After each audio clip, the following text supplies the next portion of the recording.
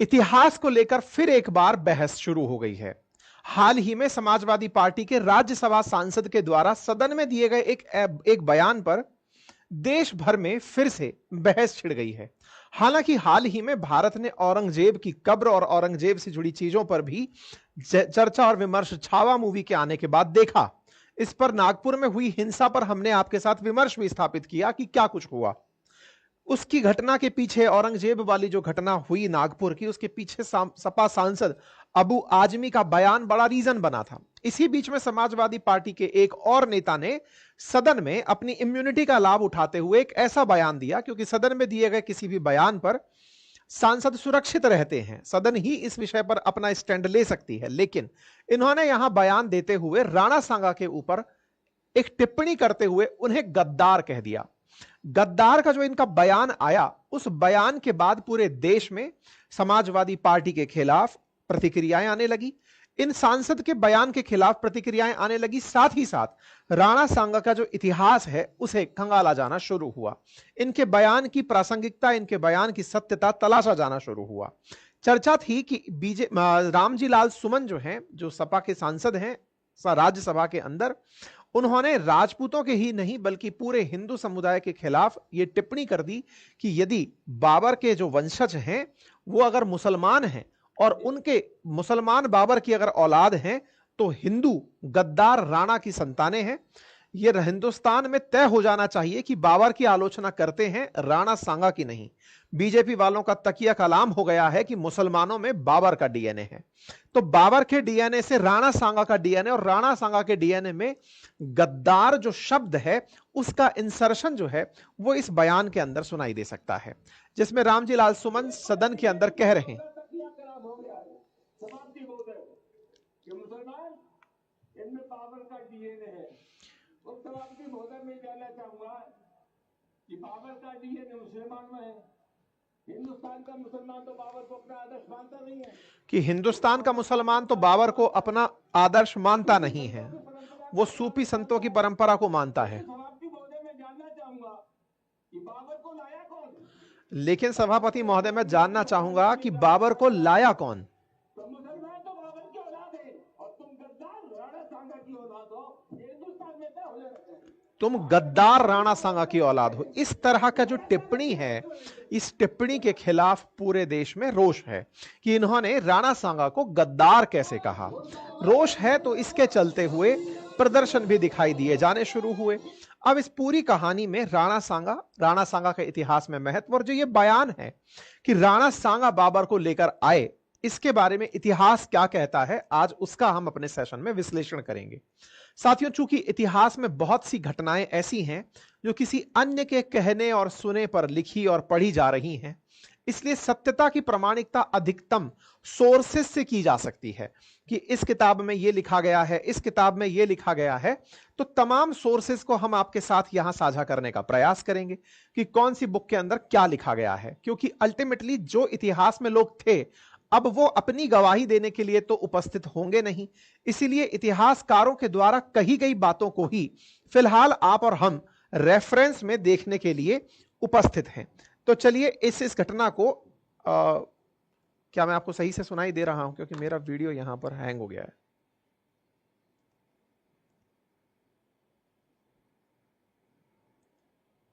हाँ जी, तो ऐसे में अब फिलहाल के लिए हम इतिहास के तथ्यों को ही असल में गवाही के रूप में सामने रखने वाले हैं।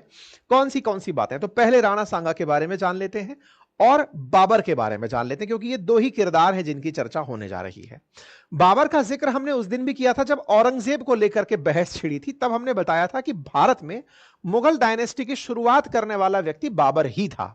बाबर ने भारत पर आक्रमण के लिए पानीपत के युद्ध में इब्राहिम लोधी को हराया था। इब्राहिम लोधी जो कि सल्तनत डायनेस्टी से था, यानी कि लोधी डायनेस्टी से था, सल्तनत काल का समय था।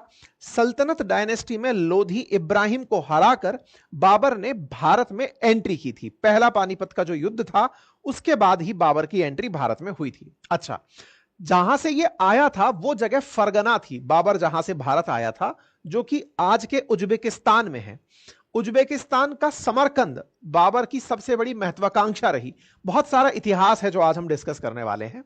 यहां पर कुछ और तथ्य भी, जैसे काबुल, इस्लामाबाद, लाहौर, पंजाब, दिल्ली, इन सबको आप एक एक करके दिमाग में बिठाते जाइएगा। मैं आगे चलकर इन सब पर चर्चा आपके साथ करने जा रहा हूं। चर्चा होती है राणा सांगा की। तो राणा सांगा या फिर मेवाड़ डायनेस्टी अपने आप को भगवान राम का वंशज मानती है। भगवान राम के वंशज में सिसोदिया डायनेस्टी से वो रिलेट होती हैं, और सिसोदिया डायनेस्टी में राणा सांगा जो हैं ये 1508 से लेकर 1527 तक एज ए रूलर रह चुके हैं। मेवाड़ के शासक महाराणा रायमल के 3 बेटे थे। उनमें से एक बेटे का नाम पृथ्वीराज, दूसरे का नाम जयमल, तीसरे का नाम संग्राम सिंह। उन्हीं संग्राम सिंह का नाम राणा सांगा पड़ा। कहते हैं कि तीनों के बीच में उत्तराधिकार को लेकर के युद्ध हुआ तो राणा सांगा की एक आंख फूट गई। तब रायमल ने खुद राणा सांगा को अपना उत्तराधिकारी घोषित किया। यानी राणा सांगा से पहले जो रायमल थे उन्होंने राणा सांगा को उत्तराधिकारी घोषित किया। और कहते हैं कि एक परंपरा यहां पर टूटी थी कि एक राजा जिसकी एक आंख नहीं है उसे भी राजा बनाया गया था। और कहते हैं कि जब राणा सांगा युद्ध में थे तो उनके युद्ध के दौरान हाथ भी कट गया था। तो इस तरह से राणा सांगा अपने शरीर पर 80 घाव लेकर कई युद्ध लड़ चुके थे और उन्होंने लगभग 100 से अधिक युद्धों को जीता था। इस तरह की इतिहास के अंदर इतिहासकार जानकारी देते हैं। अच्छा, अब यहां पर एक और कहानी जो आपको इतिहास की पता होनी चाहिए, वो इस मैप के माध्यम से आपको समझनी होगी। 2 इतिहास की घटनाएं हैं जिन्हें मैं आपके साथ साझा कर रहा हूं। एक है दिल्ली के अंदर सल्तनत पीरियड, और दिल्ली के अंदर जब सल्तनत पीरियड की हम बात कर रहे हैं तो दिल्ली के सल्तनत पीरियड में सबसे आखिरी जो डायनेस्टी थी वो थी लोधी डायनेस्टी। सल्तनत बोले तो सुल्तान से बनकर के जो डायनेस्टी आई वो सल्तनत पीरियड कहलाई। इसके अंदर सबसे एंड में जो dynasty I that is Lodhi dynasty, जो 1451 से 1526 तक रही। अब मैं आपको उस समय का भारत का मैप दिखा रहा हूं, या फिर यह कहिए कि उस समय किस तरह की परिस्थितियां मैप पर देखी जा सकती थी, कौन कौन किस क्षेत्र पर राज किया करता था। एक बार के लिए इस मैप को जरा ध्यान से देखिए। आपको यहां पर सल्तनत ऑफ दिल्ली मार्क दिखाई देगा, जहां पर इब्राहिम लोधी वर्ड लिखा हुआ संभवतया आपको विजिबल हो। ये जो सल्तनत काल के अंदर इब्राहिम लोधी आपको दिखाई दे रहा है, ये लोधी डायनेस्टी का 1526 के अराउंड का कालखंड है। मतलब 1524 से 26 के बीच का ये कालखंड है। और दूसरी चीज जो आप यहां पर ऑब्जर्व करें वो आपको नोटिस करनी चाहिए, the Rajput confederation under Rana Sanga of Mewar. ये जो पॉइंट है ना, ये आपको बहुत ज्यादा ध्यान देना चाहिए। मतलब यहां पर थे राणा सांगा, उत्तर की तरफ थे सल्तनत पीरियड में इब्राहिम लोधी। अब इस इब्राहिम लोधी का जो क्षेत्र है इसे अगर आप ऑब्जर्व करें तो ये इस तरह से इस पूरे पंजाब के माध्यम से फैला हुआ था। आप इस पूरे क्षेत्र को ऑब्जर्व करें तो सल्तनत पीरियड इतने क्षेत्र में था। जिस क्षेत्र में यह था वहीं पर आपको दिल्ली विजिबल हो जाएगा। यह रहा पानीपत और दिल्ली। दिल्ली और पानीपत पड़ोसी है, मतलब दिल्ली के लिए लड़ाई होती थी तो पानीपत में होती थी। मतलब आप ऐसे समझिए कि पानीपत ही क्यों चुना गया, तो दिल्ली में तो कहां लड़ोगे, तो चलो पानीपत में लड़ लेते हैं। जैसे ना घर में आप आ गए तो चलो सड़क पर लड़ लेते हैं, तो दिल्ली के लिए पानीपत एक बैटल फील्ड था कि यहां से आगे आपको लड़ना है तो वहां जाके लड़के आ जाएंगे। अच्छा, तो दिल्ली तक पहुंचना, दिल्ली का मतलब भारत के केंद्र पर पहुंचना, भारत के ऊपर राज करना। दिल्ली तक पहुंचने के लिए दिल्ली में ऑलरेडी बैठे हुए हैं लोधी। अब पूरे क्षेत्र के ऊपर तो एक राजा राज कर नहीं पाता, तो वो अपने नीचे कुछ सूबेदार जैसे लोगों को बिठाता है। इब्राहिम लोधी ने अपना एक सूबेदार बिठा रखा था और वो था दौलत खान लोधी। ये था पंजाब के अंदर। अब इस पूरी गणित को यहीं से समझना शुरू करिएगा। इस दौलत खान लोधी को अगर आप पंजाब में देखते हैं, अब ये लोधी ओरिजिनली थे कहां से? ओरिजिनली ये लोग थे अफगानिस्तान से। अफगानिस्तान में जिस दौर में यहां पर लोधी डायनेस्टी चल रही है, उस दौर में बाबर अपने स्तर पर अफगानिस्तान के अंदर काबुल, कंधार, इन क्षेत्रों पर कब्जा कर चुका था। असल में बाबर खुद एक उज्बेक था। उज्बेकिस्तान के फरगना में, जो आज का उज्बेकिस्तान है, वहां के फरगना में उसका जन्म हुआ था। और उसकी मंशा उज्बेकिस्तान में एक जगह है समरकंद, उसको लेने की थी। तो वो हमेशा समरकंद के लिए युद्ध लड़ता था, लेकिन समरकंद उसके हाथ नहीं आता था। लेकिन समरकंद से बचते बचाते फिर वो उज्बेकिस्तान के जस्ट दक्षिण में स्थित अफगानिस्तान पर कब्जा करने पहुंच जाता था। तो एक तरीके से जिस समय यहां पर लोधियों का राज चल रहा था, जो कि ओरिजिनली अफगानी थे, उस समय पर अफगानिस्तान में बाबर का था। तो बाबर को यहां के लोधियों में दौलत खान लोधी ने अपने पास बुलाया। कि आप वहां पर संघर्ष कर रहे हैं, आप इतने पावरफुल हैं, आप यहां आइए। यह असल मायने में दौलत खान लोधी इब्राहिम खान लोधी का चाचा बताया जाता है, अंकल बताया जाता है, लेकिन यह इब्राहिम लोधी से त्रस्त था। तो इसने दौलत खान लोधी ने इनवाइट मारा बाबर को कि तुम यहां आओ, वहां कहां पड़े हो, वहां पर तो तुम्हारी सेना का खर्चा भी नहीं निकलेगा, इंडिया आओ और यहां आकर के यहां पे जितना हो सकता है, जो खजाना है जिस पर इब्राहिम लोधी बैठा है, इस पर आकर के तुम शासन करो।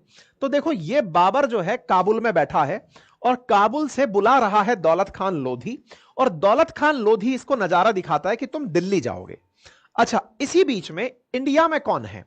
इंडिया में इस तरफ लोधी को हराने की महत्वाकांक्षा राणा सांगा ने भी ले रखी है। अच्छा, राणा सांगा ने इब्राहिम लोधी को 2 बार ऑलरेडी हरा रखा था, खतौली के युद्ध के अंदर और धौलपुर के युद्ध के अंदर। 1517 और 1518 में जब जब इब्राहिम लोधी की सत्ता को चैलेंज मिला राणा सांगा से, तो इब्राहिम लोधी यहां से निकलकर भागा ही था। तो राणा सांगा ने अपना जो क्षेत्र बनाया, वो क्षेत्र नीचे तक, गुजरात तक, इधर मालवा तक, मतलब राणा सांगा का क्षेत्र का जो प्रभाव है वो इस पूरे क्षेत्र में माना जाता था कि राणा सांगा उस समय इंडिया में लोधियों के पैरेलल एक बहुत बड़ी पावर बनते जा रहे थे। अब जब बड़ा पावर होता है तो पावर के बीच में कन्फ्लिक्ट होता है। तो राणा सांगा का भी असल उद्देश्य दिल्ली पहुंचना था, और राणा सांगा उस कालखंड में विस्तार करते हुए दिल्ली के नजदीक आगरा, जैसे दिल्ली के एक तरफ पानीपत है और दिल्ली के दूसरी तरफ आगरा है, यह रहा आगरा। तो राणा सांगा आगरा तक पहुंच गए थे। आगरा के नजदीक एक रिवर है, उस पीलिया करके रिवर है, वहां तक राणा सांगा का विस्तार हो चुका था। तो दिल्ली के नजदीक आपका यहां पहुंचना लोधियों के लिए अपने आप में एक चिंता थी। वहीं दूसरी ओर पंजाब के अंदर दौलत खान लोधी ने बाबर को इनवाइट कर लिया कि लोधियों को हराना है। हाँ, खुद भी उसी सत्ता का हिस्सा है, लेकिन दिमाग में क्या मंशा थी कि बाबर की असल मंशा तो समरकंद जाने की है, उज्बेकिस्तान जाने की है, वो इंडिया नहीं आएगा।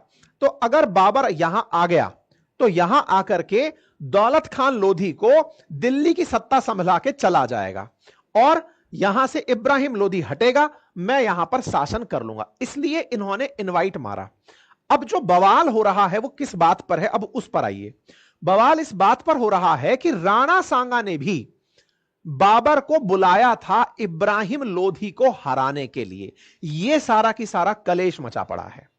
कलेश किस बात का है कि राणा सांगा, जिनका इतना बड़ा खुद का अपना एम्पायर बन चुका था, उन्हें इब्राहिम लोधी को हराने के लिए उन्होंने दौलत खान लोधी के साथ साथ बाबर को इनवाइट भेजा था। अब यह असल कलेश कहां से आता है वो भी समझ लो। बाबर की एक पुस्तक है जिसका नाम है बाबरनामा। उस बाबरनामा में मैं लेके आया हूं, मैं रेफरेंस में उस लाइन को पढ़ाऊंगा भी आपको, जहां पर यह बात मेंशन है कि बाबरनामा लिख रहा है, बाबर का जो बाबरनामा है जिसमें वो अपनी जीवनी लिख रहा है, उसमें कि यहां से राणा सांगा की तरफ से भी उनका वेलकम किया गया और यह कहा गया कि आप उधर से आओ और मैं आगरा वाली साइड से आता हूं। इब्राहिम लोधी दोनों का कॉमन दुश्मन है और इसको ये इधर से हराएंगे, ये इधर से हराएंगे। ये बात बाबरनामा में लिखी है। नंबर दूसरा, भारत का जो प्राचीन इतिहास है, मध्यकालीन भारत का जो इतिहास है, उसके लिए जो एनसीईआरटी की टेक्स्ट बुक्स लिखी हैं, उन एनसीईआरटी की टेक्स्ट बुक्स में एक लाइन लिखी है कि शायद राणा सांगा ने, या शायद वर्ड का यूज किया गया है कि शायद राणा सांगा ने बाबर को लोधी को हराने के लिए इनवाइट किया था। अच्छा, इस बात में विश्वास क्यों हो जाता है? विश्वास इसलिए हो जाता है क्योंकि दोनों का कॉमन दुश्मन ये लोधी था। लोधी था तो इसका कॉमन दुश्मन होने की वजह से बुलाया जाना प्रतीत होता है। लेकिन इसमें कॉन्ट्रोडिक्शन किस बात का है? कॉन्ट्रोडिक्शन इस बात का है कि जिस राणा सांगा के बारे में यह कहा जा रहा है कि उन्होंने इनवाइट किया था, तो राणा सांगा के समकालीन जितने भी टेक्स्ट लिखे गए या फिर जो पुरोहित लोग राणा सांगा जी की पूरी डिटेल लिखते थे, उसमें यह कहीं जानकारी नहीं है। हां, यह जानकारी जरूर है कि बाबर ने लोधी पर अटैक से पहले राणा सांगा से मदद मांगी थी और उस मदद के नाम पर राणा सांगा ने एक बार के लिए सोच भी लिया कि इनकी मदद करी जा सकती है क्या। जब उन्होंने अपने सभासदों से यह बात पूछी तो उन्होंने कहा कि उसकी मदद करना सांप को दूध पिलाने जैसा है। इसके चलते राणा सांगा ने उनकी मदद को इनकार कर दिया कि हम आपकी मदद नहीं करेंगे। अब इंटरेस्टिंग बात यह है कि इतिहास में बाबरनामा को सही माना जाए या राणा सांगा के समय लिखे इतिहास को सही माना जाए, दोनों समकालीन हैं, लेकिन कहा जाता है कि इतिहास हमेशा विजेताओं के द्वारा जो कहा गया है वही मान्य होता है। उस समय का विजेता बाबर बना, राणा सांगा तो हार गए थे। तो जब राणा सांगा खानवा के युद्ध में बाबर से हारे, तो इसलिए राणा सांगा के खिलाफ जो भी बातें बाबरनामा में होंगी वो सारी की सारी बातें सही मानी जाएंगी। इतिहासकार हमेशा विजेताओं की इतिहास की ज्यादा प्रशंसा करते हैं, क्योंकि हारे हुए की कोई कहानी, वैसे ही है जैसे कॉम्पिटिटिव एग्जाम्स में जो जीत गया, जो सेलेक्ट हो गया, उसके बयान को सब सुनना चाहते हैं, लेकिन जो फेल हो गया उसकी स्टोरी कोई नहीं सुनना चाहता। बिल्कुल वैसे ही यहां पर राणा सांगा के इतिहास की प्रासंगिकता को मिटा दिया जाता है और कहा जाता है कि बाबर ने जो बाबरनामा में कहा होगा वही ठीक होगा। एक तथ्य और दिया जाता है यहां पर, और तथ्य क्या है कि जो राणा सांगा है, राणा सांगा ने इब्राहिम लोधी को खुद से ही 2 बार हरा दिया, जिसका ऑलरेडी इतिहास में डिटेल है। 1517 में खातौली के युद्ध में और 1518-19 के बीच में लड़े गए धौलपुर के युद्ध में। जिन दो युद्धों के अंदर राणा सांगा ने खुद इन्हें हरा दिया हो, उन युद्ध में मदद के लिए आप क्यों इनवाइट करेंगे बाबर को? यह तर्क है। तो यह तर्क बड़ा भारी है कि इब्राहिम लोदी को जब ये खुद हरा सकते थे तो फिर उनको बाबर की मदद की जरूरत नहीं थी। बट पॉइंट यही है कि चूंकि बाबरनामा में लिखा है तो उसको सही मान लिया गया। बाबरनामा में यही बात है कि उन्होंने कहा कि आप इधर से आओ और मैं आगरा साइड से आऊंगा। इंटरेस्टिंग बात, बाबरनामा में ऐसी बहुत सी बातें लिखी हैं जो कि बाबर के विचार से कॉन्ट्रोडिक्ट करती हैं। बाबर ने भारत को गंदा कहा, लोगों को बेकार कहा, यह बाबरनामा में लिखा है, और फिर वो भारत पर ही राज करके भारत में ही रहना चाहता है। यह बात बड़ी ही कॉन्ट्रोडिक्टरी है, लेकिन हां, चूंकि विजेताओं का इतिहास है तो ऐसे में उस बात को लिखा गया और माना गया। ठीक है साहब, तो अब मैं आपको पूरे इतिहासकारों के मत बताते हुए आगे लेकर चलता हूं। तो इतिहासकार, तो मैंने पूरी कहानी को समझाने के लिए पूरा यहां पर ब्रीफ कर दिया है। अब इतिहासकारों के मत और तर्क समेत जो ईयर वाइज जो बातें वो जानते चलिए। तो पहली बात जो मैंने आपसे कहा कि मध्यकालीन भारत के अंदर बाबर के बारे में जो जानकारी दी गई है वो ये कि ये व्यक्ति पैदा कहां हुआ था, तो फरगना नामक राज्य में हुआ था जो वर्तमान में उज्बेकिस्तान में है, और इसकी चाहत समरकंद पर कब्जा करने की थी। तो एक बार के लिए अगर आप वर्ल्ड का मैप देखते हैं, भारत और भारत से ऊपर सेंट्रल अमेरिका जो कभी यूएसएसआर का हिस्सा हुआ करता था, उस सेंट्रल अमेरिका में एक देश है उज्बेकिस्तान, उस उज्बेकिस्तान में इसका जन्म हुआ था। अब बाबर के कालखंड में दुनिया कैसी थी, या फिर जिस समय यह आक्रमण हो रहा था उस समय दुनिया की क्या डायनामिक्स थी, एक बार वो देखें। देखो, ये जो काबुल वाला एरिया लिखा हुआ है ना, यही बाबर का एरिया था उस समय पर। इसके जस्ट उत्तर में आपको यहां पर समरकंद दिखाई दे जाएगा।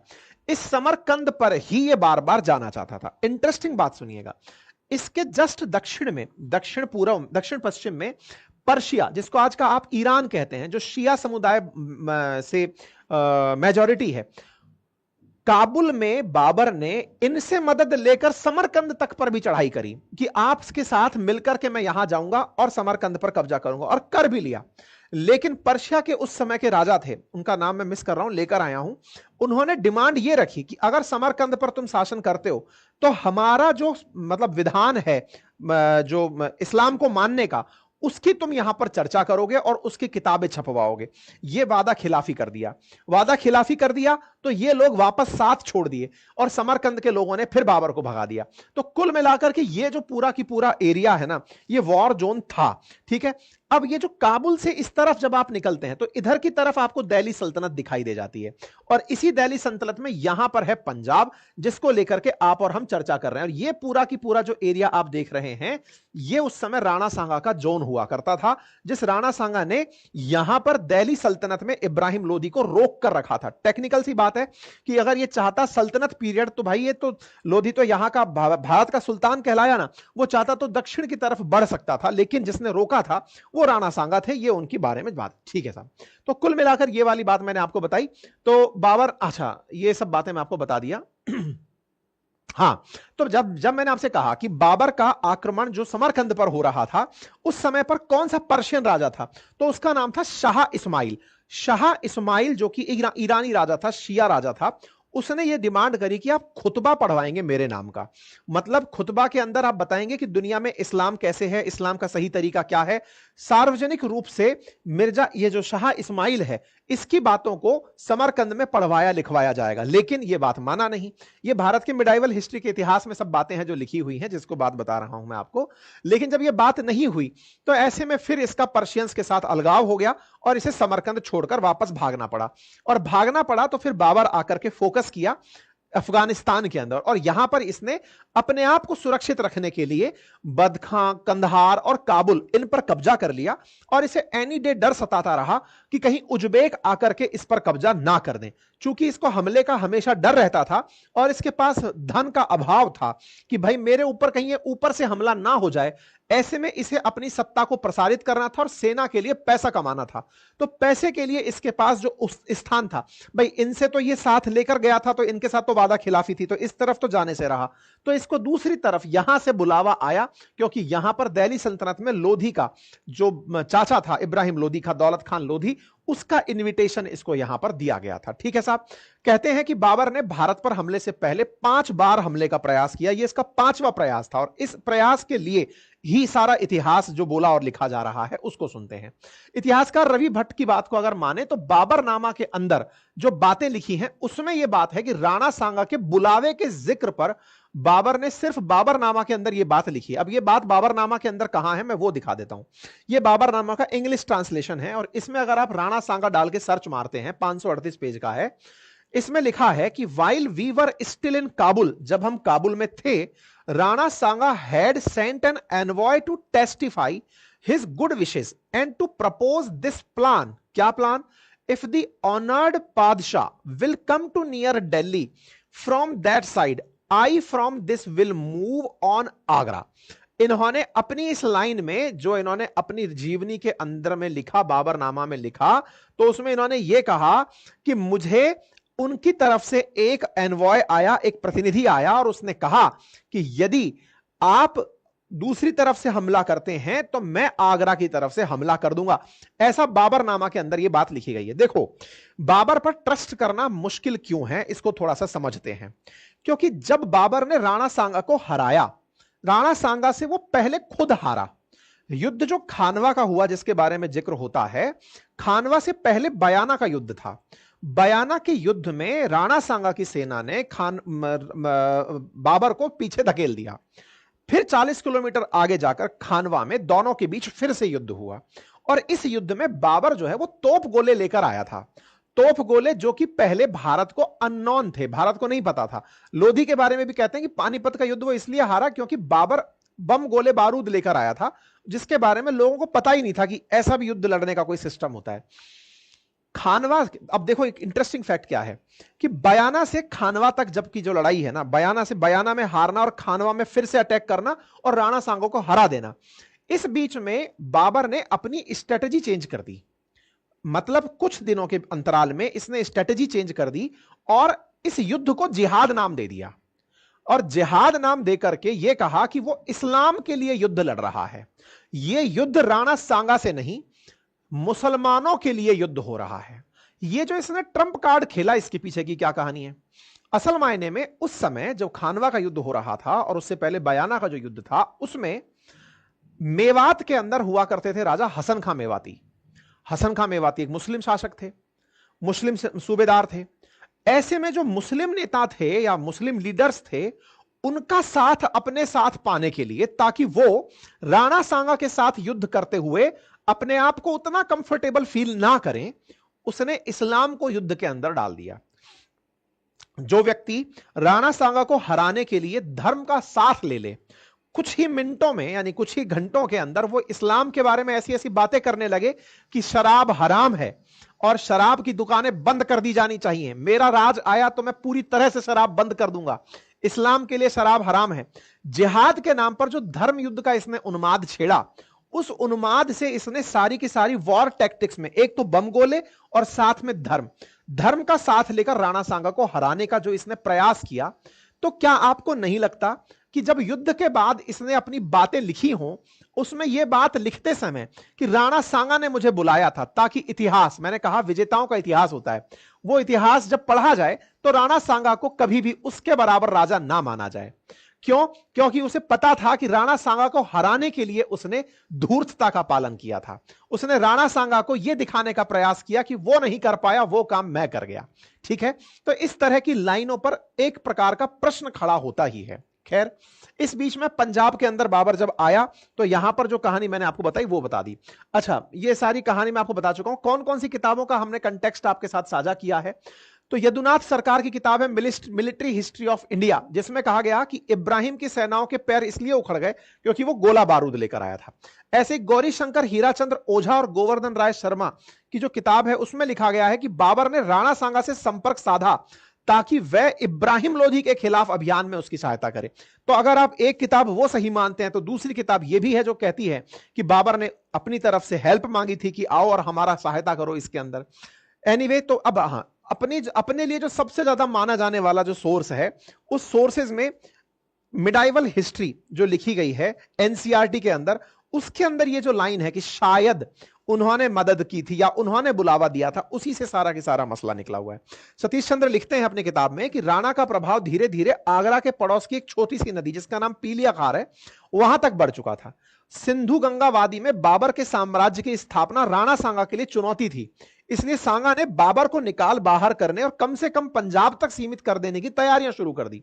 बाबर ने राणा सांगा पर समझौता तोड़ने का आरोप लगाते हुए वही वाली बात जो मैं आपको थोड़ी देर पहले बता रहा था कि आगरा के नजदीक पीलिया खार तक राणा सांगा पहुंच चुके थे और राणा सांगा का मानना था कि भैया तुमने इनको हरा भले ही दिया हो, लेकिन मैं तुम्हें यहां पर राज नहीं करने दूंगा, तुम्हें पीछे धकेलूंगा। और उसी बीच में इसने सारा की सारा खेल कर दिया। ठीक है, तो बयाना का युद्ध हुआ। बयाना का युद्ध जिसमें राणा सांगा और बाबर के बीच में युद्ध हुआ। राणा सांगा ने बाबर को हराकर बयाना के किले पर कब्जा कर लिया। इस युद्ध के अंदर राणा सांगा ने विदेशी आक्रमण से लड़ने के लिए राजस्थान के सभी राजपूत शासकों की सेना को एकजुट कर लिया था। राणा सांगा ने मुगल अग्रिम रक्षक को हराया था। इस युद्ध में संगर खान कमांडर इन चीफ हार गया था और मारा गया था। बाबर ने शराब नहीं पीने का इसके बाद ही संकल्प लिया और उसके बाद भारत में मुगल साम्राज्य का उदय हुआ। मतलब उसने यह तय किया कि अगर अब इनसे लड़ना है, मेरा कमांडर इन चीफ मारा जा चुका है, तो इस्लाम का साथ लेना पड़ेगा, जिहाद शब्द यूज करना पड़ेगा। बस यहीं से आगे निकलते हुए उसने अगला ठिकाना 40 किलोमीटर दूर खानवा में बनाया और वहां पर कहते हैं कि वो गोला बारूद लेकर यहां पर पहुंचा, लेकिन उसने पूरी तरह से यह चीज तय कर दी कि मैं अब इस युद्ध को किस तर्ज पर लड़ूंगा। तो मार्च 16 1527 को फिर खानवा के अंदर युद्ध होता है और इस खानवा के युद्ध के अंदर राणा सांगा हार जाते हैं। एनसीईआरटी जो पुरानी वाली है उसमें यह बात है कि शायद इस दौरान राणा सांगा भी बाबर को भारत आने के प्रस्ताव भेजा था। यह बाबरनामा के कंटेक्स्ट को लेकर के उन्होंने यहां पर यह लाइन लिखी, लेकिन जब नई एनसीईआरटी लिखी गई तो उसके अंदर से इस बात को हटा दिया गया। यह ओल्ड एनसीईआरटी है जिसमें यह बात मेंशन है, probable that a messenger from Rana Sanga arrived at the same time inviting Babur to invade India। मतलब जिस समय पानीपत के युद्ध के लिए इनको बुलाया गया। नई एनसीईआरटी से यह सब हटा दिया गया। खैर, कुल मिलाकर के ये जितनी भी किताबें हैं, जिन किताबों के अंदर ये सारी बातें की गई, मैंने उन सबका सार आपको बता दिया है। बस प्रमाण में मैं इतना कह सकता हूं कि इब्राहिम लोधी को हराने के लिए राणा सांगा को बाबर की जरूरत नहीं पड़ती। ये दो युद्ध प्रमाण है जिसमें खातोली का युद्ध और धौलपुर का युद्ध शामिल है। खातोली के युद्ध में भी इब्राहिम लोधी को राणा सांगा ने हराया था और धौलपुर के युद्ध के अंदर भी राणा सांगा ने इब्राहिम लोधी को हराया था। तो जिनको वो खुद हरा चुके थे उसको हराने के लिए बाबर की जरूरत उन्हें नहीं थी। यह केवल बाबर की युद्ध के अंदर जीतने की करो या मरो की स्थिति थी, जिसके लिए वो हमेशा जाने जाते रहे। विदेशी आक्रांताओं के द्वारा झूठ, फरेब, धर्म, इन सब का उपयोग करके युद्ध जीतने की जो कवायद रही, उसी के तहत उन्होंने भारत के अंदर भी ये सारे प्रयास किए और संभवतः वो उसमें कामयाब हुए। और जो इतिहास लेखन हुआ, उस इतिहास लेखन को आजकल के ये जो राजनेता हैं वो इस तरह से परोस रहे हैं कि राणा सांगा गद्दार था जिसने देश के साथ गद्दारी कर दी। राणा सांगा वो व्यक्ति था जिसने दिल्ली को पाने के लिए अपने पूरे मेवाड़ के राजाओं को एक किया। राणा सांगा वो व्यक्ति था जिसने धर्म के अंदर एक दूसरा व्यक्ति जो धर्म के नाम पर जिहाद छेड़ रहा था, जो जगह वर्चस्व की लड़ाई थी, उसे उस व्यक्ति ने धर्म युद्ध में बदल दिया था। बाबर ने उसे धर्म युद्ध में बदल दिया था। तो कहा जाए तो राणा सांगा दूसरी तरफ खड़े हुए सनातन के लिए या भगवा धारण किए वो राजा थे जो धर्म युद्ध लड़ रहे थे, क्योंकि अब दूसरी तरफ से जिहाद की घोषणा हो चुकी थी। इस्लाम के नाम पर वो इस युद्ध युद्ध को लड़ता जा रहा था। कुल मिलाकर जब इस तरह के इतिहास को लेकर टिप्पणियां होती हैं, एक ही सवाल दिमाग में रह रहकर आता है कि अगर वाकई में ये आक्रांता जीते होते तो आज फिर इस देश में बहुतायत में हिंदू क्यों होते, या फिर बहुतायत में इतनी बड़ी मेजॉरिटी उन लोगों की क्यों होती जो सनातन मतावलंबी हैं। कुल मिलाकर के सनातन सत्य है और सनातन सब तरफ व्याप्त है। सवाल जो सबसे बड़ा है वो ये है कि इतिहास को सब लोग अपनी सहूलियत और अपने नजरिए से पढ़कर, अपने आज के लाभ के लिए पढ़कर उसका उपयोग कर रहे हैं। बेहतर होगा देश की एकता और अखंडता को बनाए रखने के लिए कुछ ऐसे शब्दों का प्रयोग ना हो जिससे देश के अंदर सांप्रदायिक सौहार्द बिगड़े, सामाजिक वैमनस्य स्थापित हो। इससे बचने की हमें सख्त आवश्यकता है।